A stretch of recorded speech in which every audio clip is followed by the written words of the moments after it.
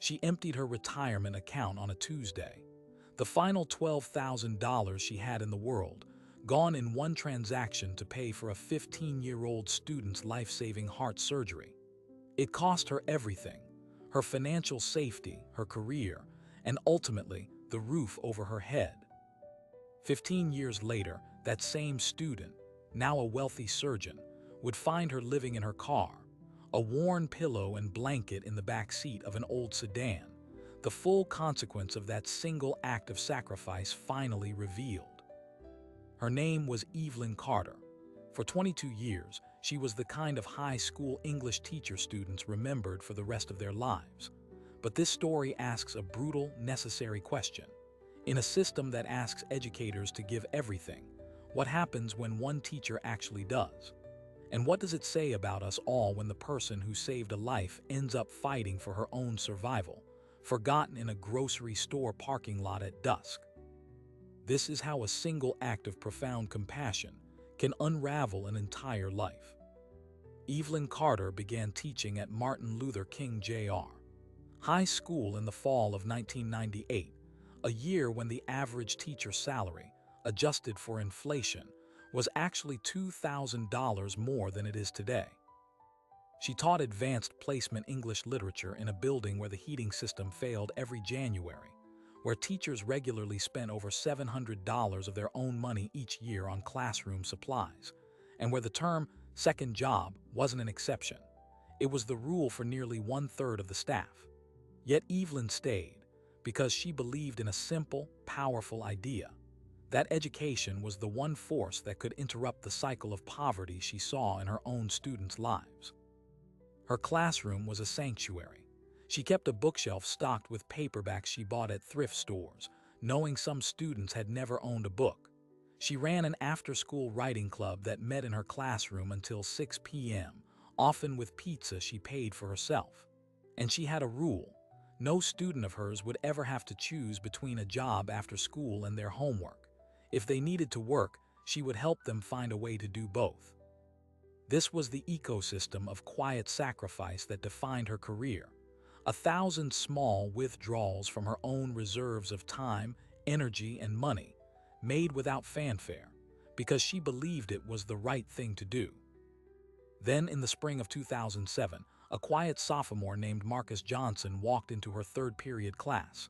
He was 15, with a focus so intense it seemed to shut out the entire world. He devoured every book she gave him, from Shakespeare to Toni Morrison, and wrote essays with a clarity that took her breath away. He was, in the quiet language of teachers who see potential that could change the trajectory of a life, a once-in-a-career student. But Evelyn noticed something else. He was often pale. He would sometimes stop, hand pressed lightly against his chest, taking careful, measured breaths in the middle of a discussion. When she asked if he was okay, he would just nod and say, "All good, Ms. Carter." The truth was far from good. Marcus had been diagnosed with a congenital heart defect called tetralogy of Fallot. It required a corrective surgery he had never received. His mother, Lena, worked 2 jobs, as a home health aide by day and a retail stocker by night, and had no health insurance. The family existed in the dangerous gap between qualifying for Medicaid and being able to afford private coverage. They were the working poor, and the system had no safety net for them. Marcus's condition was a ticking clock, and every doctor he'd seen had said the same thing: without surgery, his heart would eventually fail. The estimated cost: $85,000. Evelyn learned all of this in a parent-teacher conference that lasted 2 hours. Lena Johnson sat across from her, clutching a folder of medical bills and denial letters, her exhaustion so profound it seemed to fill the small room. She wasn't asking for help. She was simply explaining why her son might miss more school. "We're on a waiting list for charity care at the county hospital," Lena said, her voice flat. "The wait is 18 months, maybe longer." Evelyn looked at the dates on the medical reports.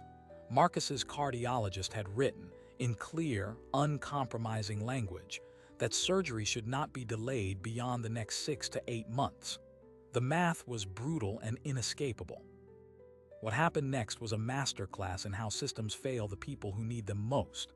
Evelyn, leveraging every connection she had, spent weeks trying to navigate the labyrinth of social services. She called charities, wrote appeals, even reached out to the school district's foundation. Each door closed with the same bureaucratic finality. One charity representative told her, off the record, "We have a budget for exactly 3 cardiac cases this year." The list has 37 families on it. The district's hands were tied by liability concerns. The local hospital's charity care fund was depleted. Every avenue was a dead end, not because people were heartless, but because the need was so vast and the resources so thin. Meanwhile, Marcus began to deteriorate. He missed more school. When he was there, he moved through the hallways with a careful, deliberate slowness. The vibrant mind was trapped in a body that was starting to betray him. The other students noticed. The school nurse called Evelyn to her office one afternoon. "His lips have a bluish tint sometimes when he's tired," she said quietly. "That's not a good sign. It means he's not getting enough oxygen." Evelyn left that meeting and sat in her car in the teacher's parking lot for 20 minutes, staring at nothing. She knew what was coming. She had $12,417 in her retirement account, the sum total of her life savings, built from 22 years of teaching. It was the money she was counting on to someday leave the classroom, to maybe travel, to have a safety net when she was too old to work. The decision wasn't made in a single dramatic moment. It was the culmination of 1,000 smaller choices she had made every day of her career. The choice to see her students not as statistics, but as human beings with inherent worth. The choice to believe that one person's intervention could change a life. On a Tuesday in late April, she drove to her bank. She didn't tell anyone what she was about to do. She sat across from a bank manager, filled out the withdrawal forms for her entire retirement account, and when the manager, a woman named Susan, looked at the amount and then at Evelyn's profession listed on the form, she paused. "This is your retirement," Susan said softly. "Are you absolutely sure?" Evelyn's voice was steady. "There's a 15-year-old boy who won't have a future without this, so yes, I'm sure." The check was cut. The transaction cleared. Evelyn Carter paid the hospital deposit for Marcus Johnson's life-saving surgery that afternoon. She told his mother it was a grant from a teacher's charity she had finally secured. She never mentioned the source of the funds. In her mind, it was simple. You see someone who needs something and you do it. That was the whole job. What she could not have foreseen was the domino effect that single act would trigger, because the system doesn't reward sacrifice, it exploits it. Within 2 years, Evelyn would face a property tax hike that made her modest mortgage unaffordable. With her retirement cushion gone, she had no buffer. She took on more evening tutoring work, but her own health began to decline. The district, facing budget cuts, eliminated the stipend for the after-school program she ran. She was now working more hours for less money. The financial erosion was slow, quiet, and utterly relentless. And then the final blow. In 2015, a reformatted insurance plan for district employees came with a massive deductible increase. When Evelyn needed a necessary knee surgery, she found herself with $20,000 in medical debt she could not pay. She drained her checking account. She sold her car and bought a cheaper, older model. She stopped contributing to what was left of her retirement fund entirely. The woman who had saved a student's life was now one major expense away from ruin.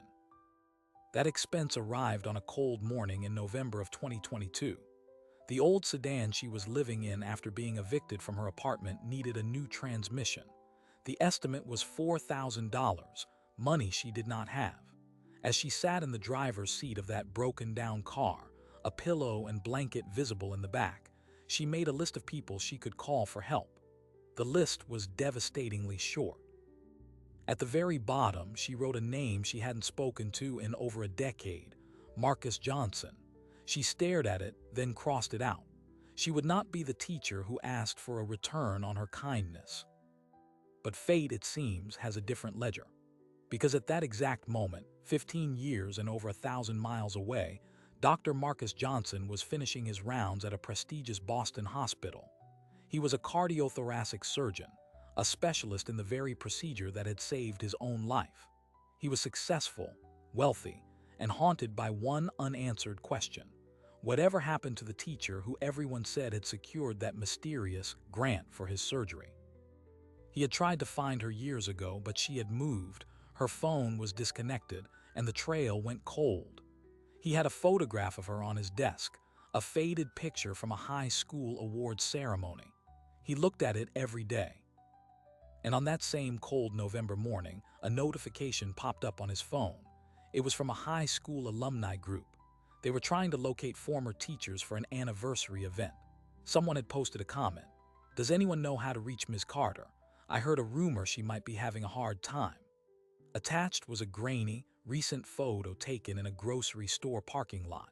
It showed a weary black woman with short gray hair sitting in the driver's seat of an old sedan. The poster wasn't sure, but they thought it might be her. Marcus Johnson zoomed in on the photo. He studied the face, the eyes, the dignified set of the shoulders, even in obvious hardship. His blood went cold. It was her. Without a second thought, he booked a flight back to his hometown. He didn't know what he would find, but he knew one thing with absolute certainty. The woman who had given him everything would not be facing whatever this was alone. He was coming for her. Marcus Johnson landed in a city he had not called home for over a decade, armed with nothing but a grainy photo and a debt of gratitude that had shaped his entire life. He went first to the old high school, now a newer, shinier building that felt strangely anonymous. The principal, a man in his 40s who had been a student himself when Evelyn taught there, recognized Marcus immediately. "Dr. Johnson," he said, shaking his hand. "We use your story in our mentorship programs." The student who became the surgeon. When Marcus showed him the phone photo, the principal's demeanor shifted. The professional warmth evaporated, replaced by a cautious, almost pained expression. That's the grocery mart lot on 5th and Elm. A security guard mentioned something about a teacher living out of her car a few months back. We thought it was a rumor. We didn't know it was Ms. Carter. The confirmation was a physical blow. Marcus asked the question that had been burning in his chest since he saw the photo. "How does this happen to a teacher who worked here for over 20 years? The principal sighed, a sound heavy with institutional helplessness. "You know what starting teacher pay is here, $47,000. The average rent for a one-bedroom is $1,800 a month. Do the math. We lose good people every year because they literally cannot afford to live here.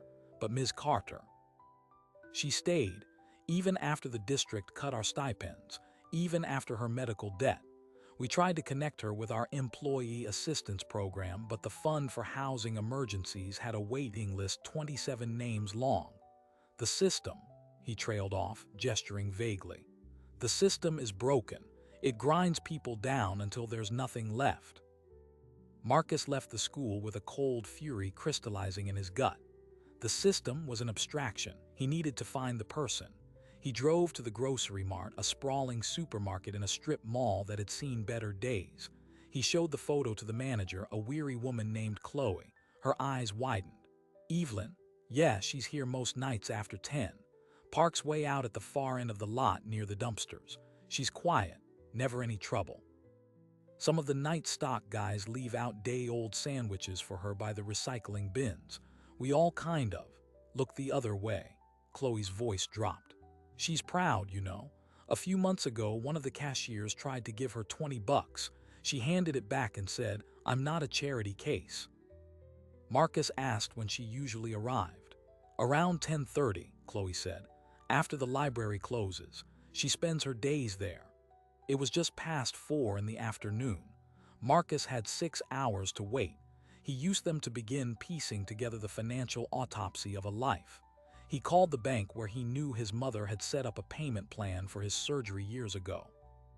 After navigating layers of privacy protocols and ultimately invoking his status as a physician with a legitimate concern for a vulnerable person's welfare, a sympathetic manager reviewed the old records. What she found made her gasp. "The deposit for account number 742, she said slowly. "It wasn't from a charity or a grant fund. It was a personal check from an E. Carter. I have the scanned image right here. The memo line says, 'For Marcus.'" The world narrowed to a single, horrifying point of clarity. The grant was a lie. The mysterious benefactor was his English teacher. She hadn't secured funding. She had liquidated her own future. He thought of the number, $12,000. He knew now it was her entire retirement savings. She had traded her security for his heartbeat, and the system had thanked her by discarding her. The weight of this truth was suffocating. He had built a life of success atop the rubble of hers. As dusk settled, painting the parking lot in shades of orange and purple, Marcus parked his rental car 50 yards from the dumpster area. He waited. At 10:34, an old silver sedan with a mismatched bumper pulled slowly into the far corner of the lot. It rolled to a stop. The driver's door opened, and a woman got out. Even from a distance, Marcus recognized the posture, the short gray hair. It was her. Evelyn Carter unfolded a blanket from the back seat, shook it out, and draped it over the driver's side window for privacy. It was a practiced, ritualistic movement. This was her home. Marcus got out of his car. The sound of his door closing echoed in the quiet lot. Evelyn turned, alerted by the noise. She saw a man in a suit and long coat approaching. Her body language shifted immediately, not fear, but a weary, defensive readiness. She thought he was security coming to tell her to move along. She began to say, "I'm leaving, I just needed to," and then she stopped. The parking lot lights caught his face. For a long moment, there was only the distant hum of the supermarket freezers. Evelyn's hand went to her chest. Her eyes, weary but sharp, scanned his face, tracing the lines of the 15-year-old boy she remembered in the man standing before her. Marcus. The name was a whisper, carried away by the wind. "Ms. Carter." His voice broke on the second syllable. All the speeches he had prepared on the flight vanished. He was just a boy in her classroom again, holding a book she had given him. "What are you doing here?" she asked, confusion overriding everything else. This was her private struggle, her hidden shame. His presence in this place, in his expensive clothes, felt like a violation of a natural order. "I saw a picture," he said, stepping closer. "Someone posted it online. They thought it might be you. I came to find you." He gestured helplessly at the car, the blanket, the grocery bag on her passenger seat visible through the window. Are you living here?" Evelyn drew herself up. The dignity was still there, unbroken. "It's temporary, a small setback." It was the same tone she used to use when a student failed a quiz, a problem to be solved, not a tragedy to be mourned. "Temporary?" Marcus's control snapped. "Ms. Carter, it's November. How long is temporary?" He saw her flinch and immediately regretted his tone.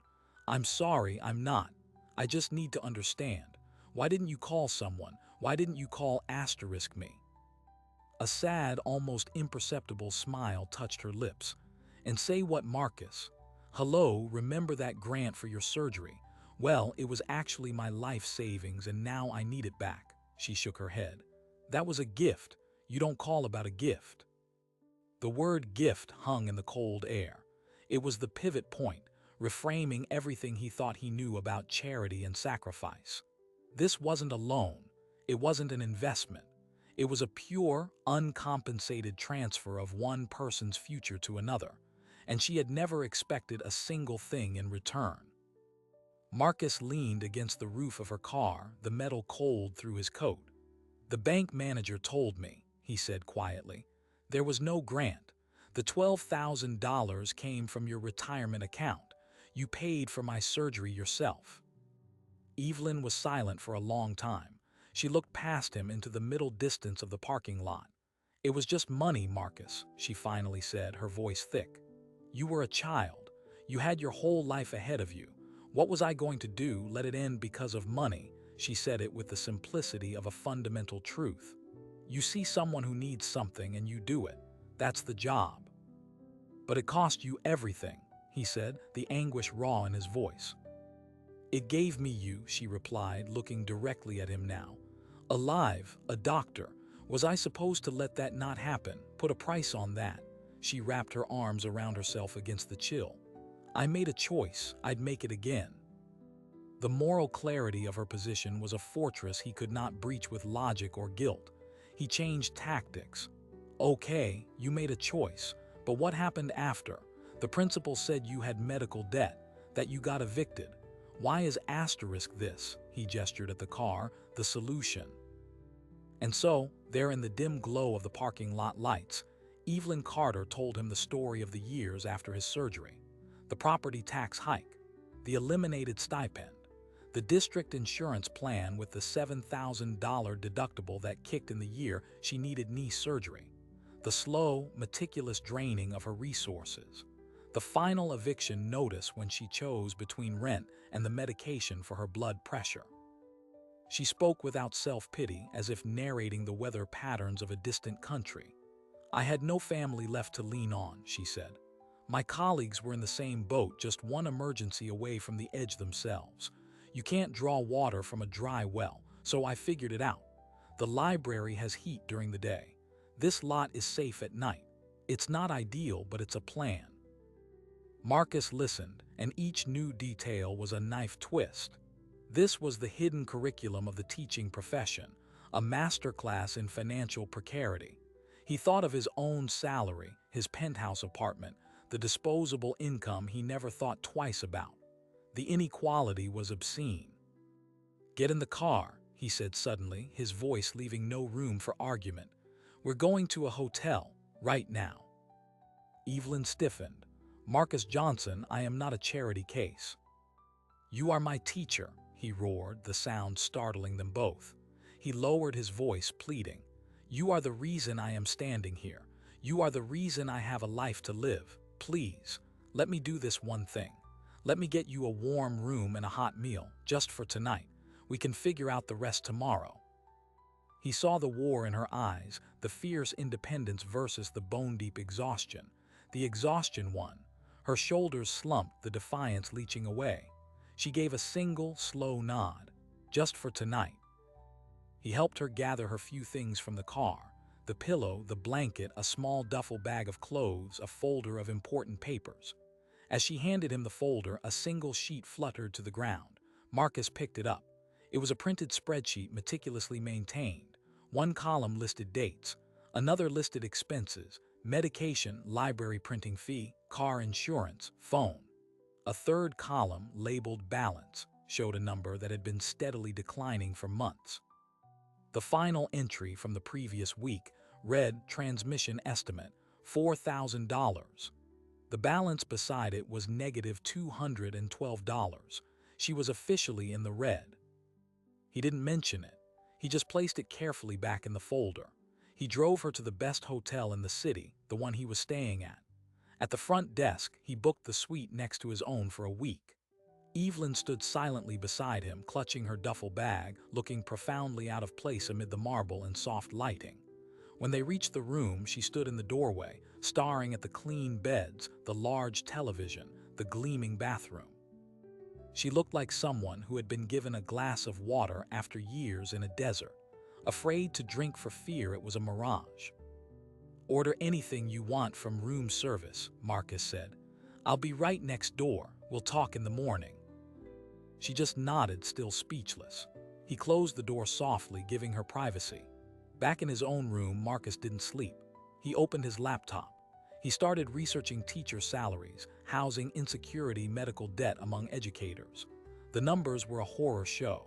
He learned that nationally, the teacher pay penalty, the gap between what teachers earn and what comparable professionals earn, had reached a record high of negative 17.1%.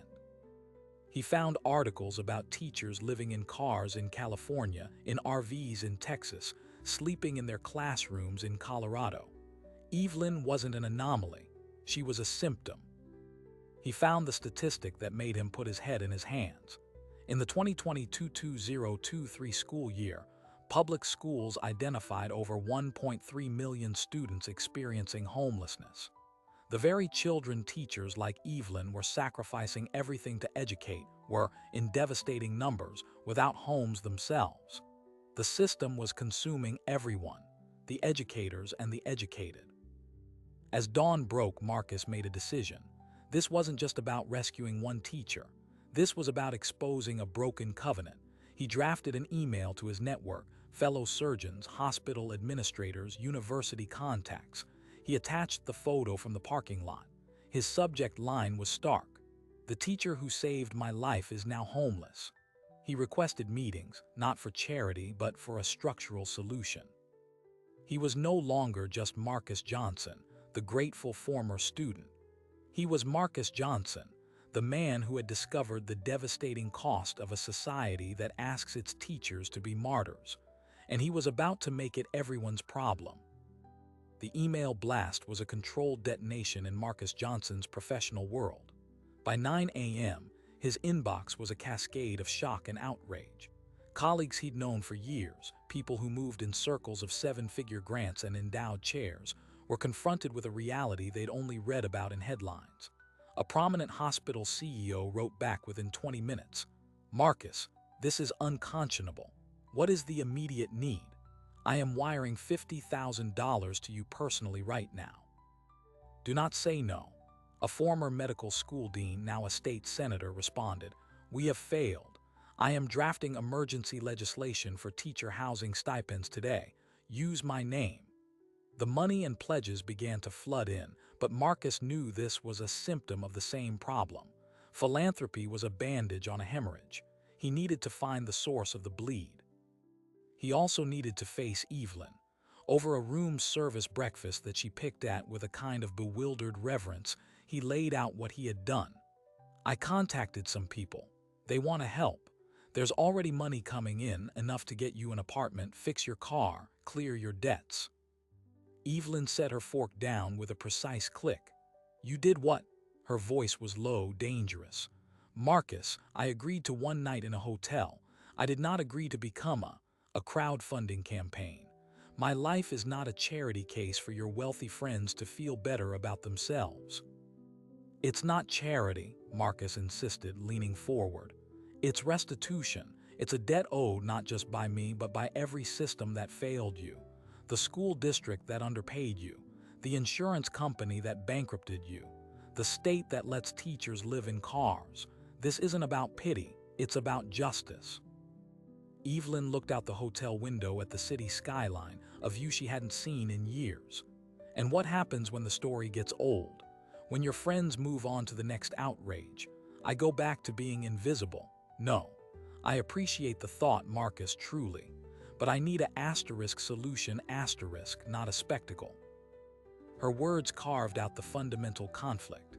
He wanted a grand, public reckoning. She wanted dignity and stability, quietly restored. But the genie was already out of the bottle.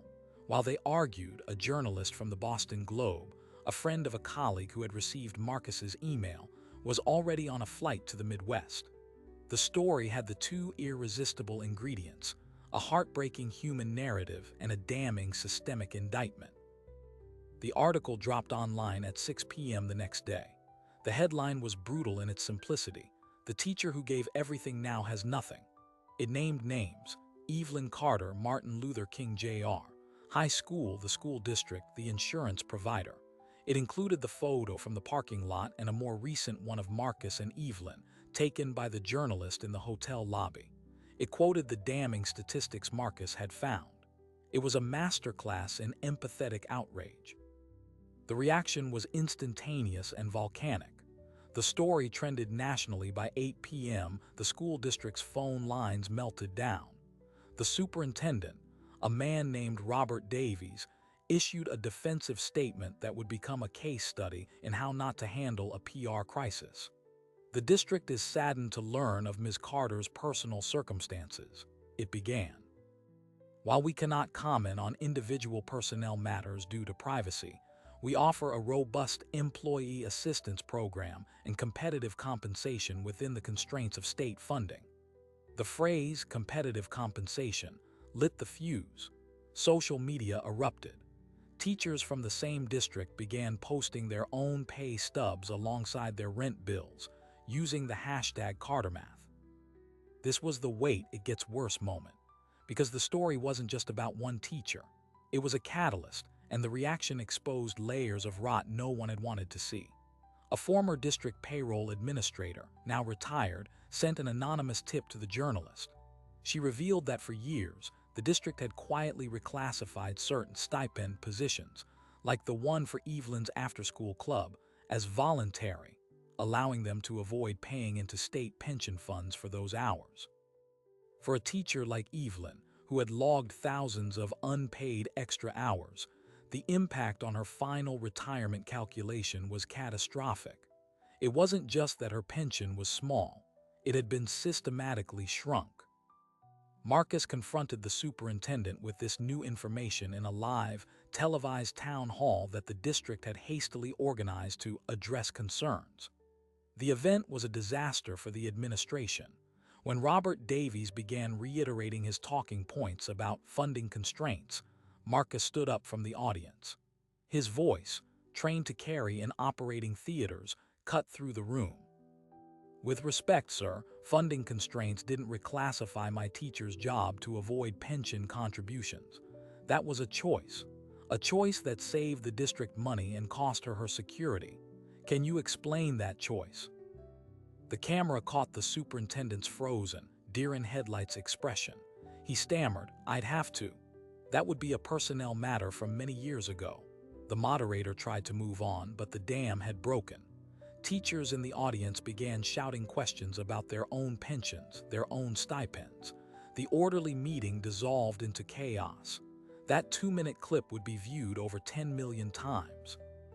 In the midst of this maelstrom, Evelyn retreated. She moved into a small, furnished apartment Marcus had secured, but she refused the television interviews, the talk show offers, the documentary requests. She watched the uproar from a distance with the quiet horror of someone who had accidentally pulled a fire alarm in a crowded theater.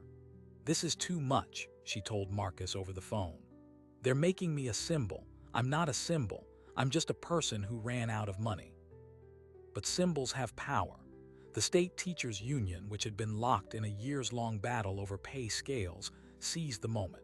They organized a march for dignity at the state capitol.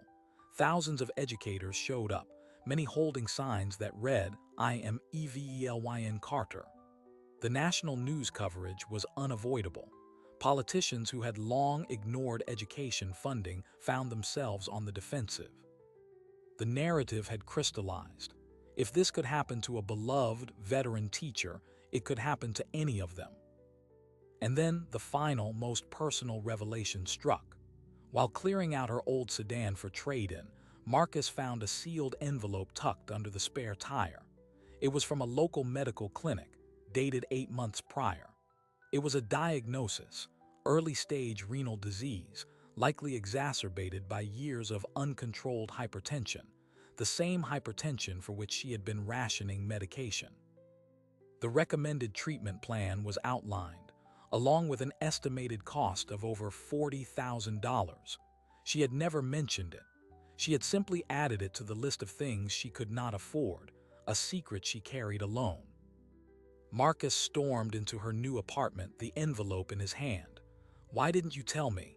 Why didn't you tell anyone?" Evelyn looked at the envelope, then at his devastated face. Her defiance was gone, replaced by a profound, weary resignation. And what would that have changed, Marcus? It would have been one more thing for people to fix, one more emergency. I was tired of being an emergency. That sentence hung in the air, the quiet epicenter of the entire storm. She was tired of being an emergency in a system that was only equipped to respond to crises, not prevent them. It reframed every act of charity, every viral fundraiser, every well-meaning wire transfer as a failure of design. The goal wasn't to rescue drowning people one by one. It was to fix the bridge so they didn't fall in the first place. Marcus sank into a chair. The fight went out of him, replaced by a cold, clear purpose. The public outrage, the political pressure, the money, it was all noise. The signal was in this room, in this proud, dying woman who had given her health to a system that gave her nothing back. He took her hand. "Okay," he said softly. "No more emergencies. We're not fixing the car. We're redesigning the road." He walked out of her apartment and called a meeting with his most powerful allies.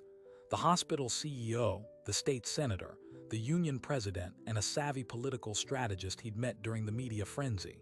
He laid out a new plan, not for a charity, but for a foundation. It would be called the Carter-Johnson Bridge Fund. Its mission was twofold. First, to provide immediate, no-strings-attached financial restoration to educators in acute housing or medical crisis. Second, and more importantly, to fund and advocate for structural reforms, pushing for laws that counted all hours worked toward pension calculations, creating state-level insurance pools for educators, and establishing housing trusts in high-cost districts. It would be half safety net, half battering ram.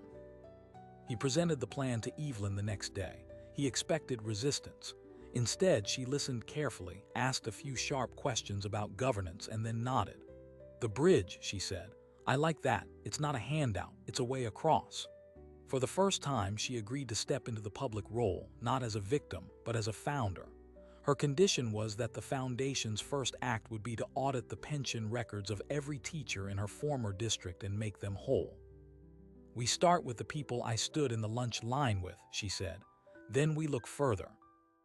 The announcement was scheduled for a press conference at the high school auditorium. The room was packed with media, teachers, and curious onlookers. Evelyn Carter, wearing a simple blue suit she'd bought for the occasion, stood beside Marcus Johnson at the podium. She looked out at the sea of faces, the cameras, the lights. She took a deep breath, and in a clear, steady voice that carried the weight of 22 years in a classroom, she began to speak. She was no longer just a woman who had lived in her car. She was a woman who had come back from the edge to build a bridge for everyone still stranded there. The journey from the parking lot to the podium was complete, but the real work, the work of changing a system that had broken her, was just beginning. The Carter-Johnson Bridge Fund did not write a single check for 2 weeks. Instead, Marcus and Evelyn, flanked by a team of forensic accountants and pension law experts, marched into the school district's administrative offices. They presented a formal demand, a full, independent audit of every teacher's pension calculation for the past 15 years, focusing on misclassified stipend hours. The district's lawyers blustered about cost and disruption. Evelyn, who had once stood before these same administrators to plead for new textbooks, looked the head lawyer in the eye and said, "You have 48 hours to agree to the audit, or we file a class action suit on behalf of every teacher you shortchanged.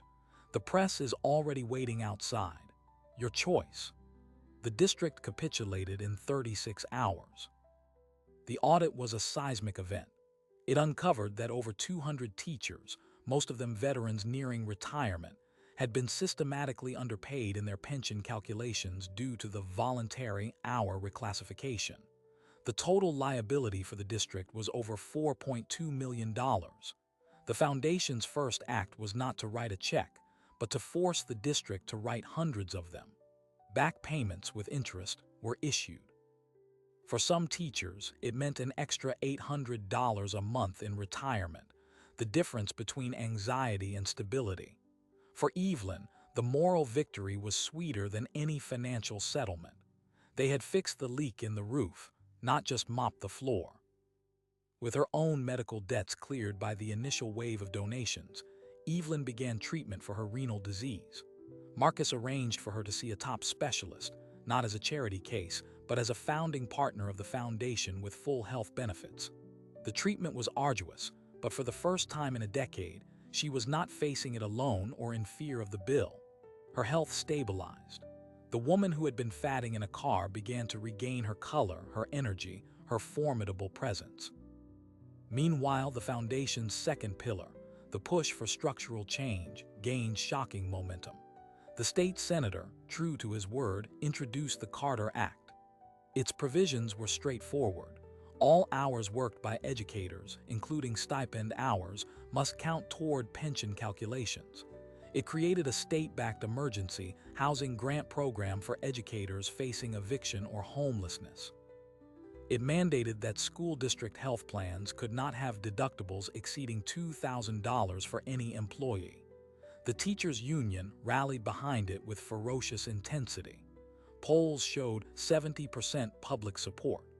The story of the teacher in the parking lot had turned abstract policy into a human imperative.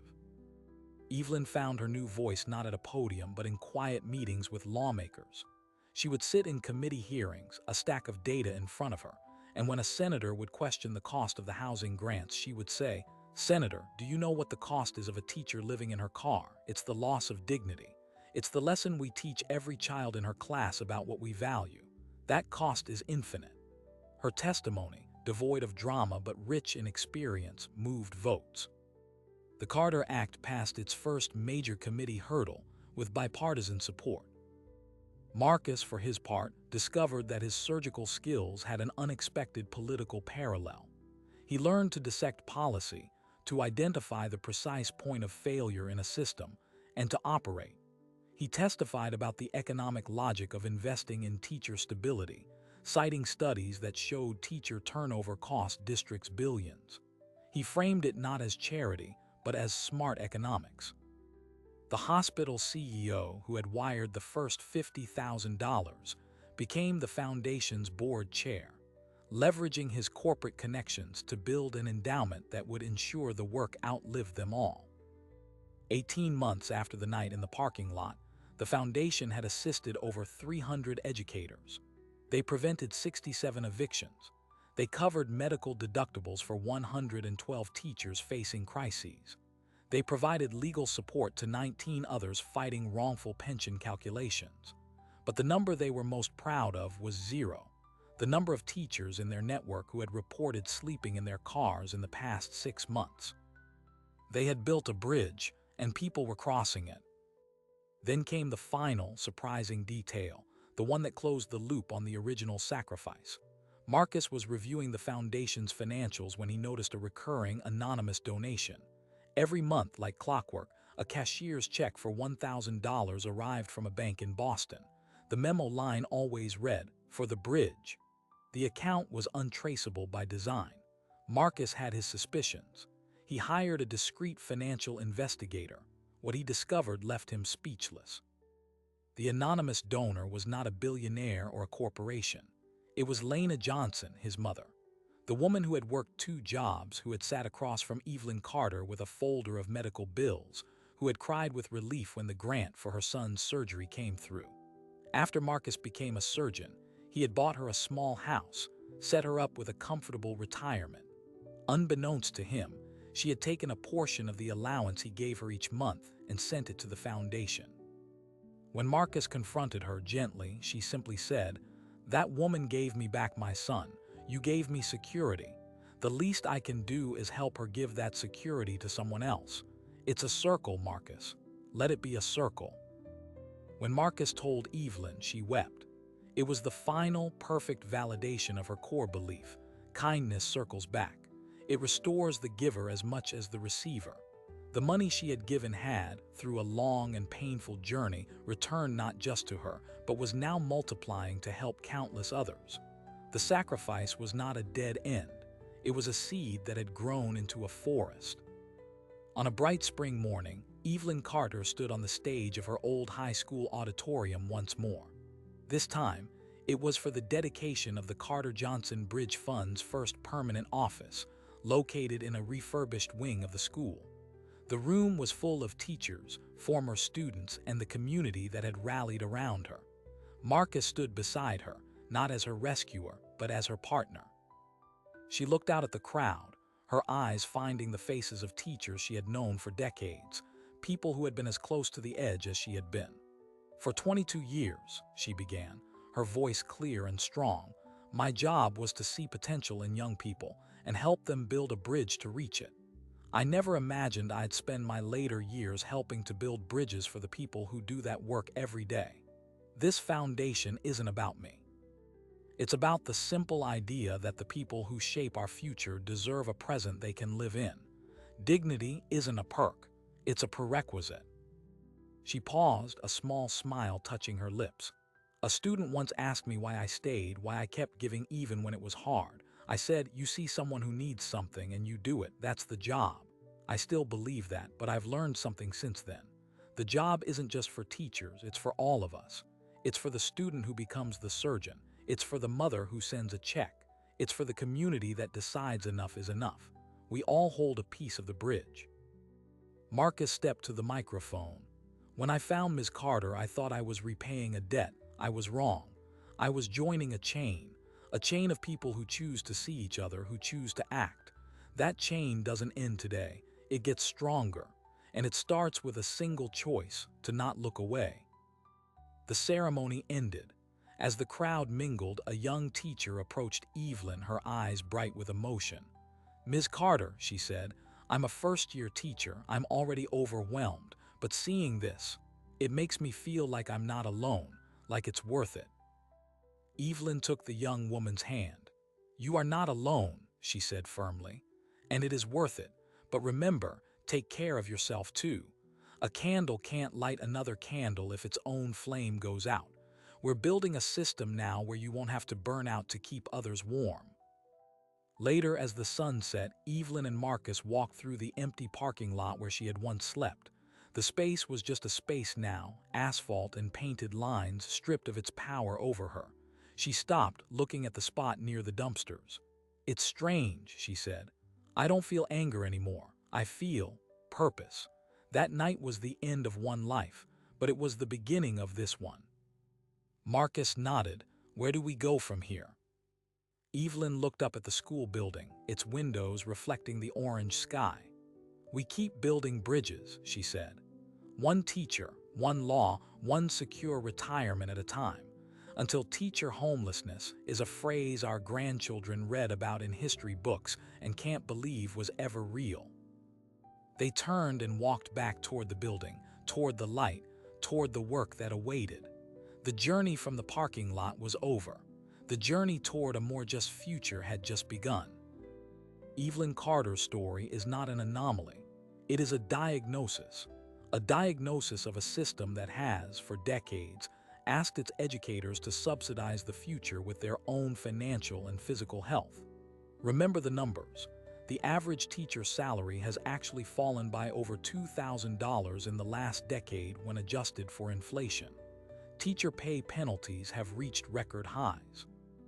And in classrooms across the country, over 1.3 million students experience homelessness each year, a crisis their underpaid teachers are then tasked with navigating, often from positions of profound insecurity themselves.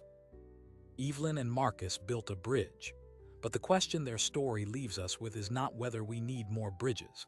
It's why we keep building them over the same canyon. Why do we accept a world where the people entrusted with nurturing young minds are themselves one medical bill, one rent hike, one broken transmission away from catastrophe?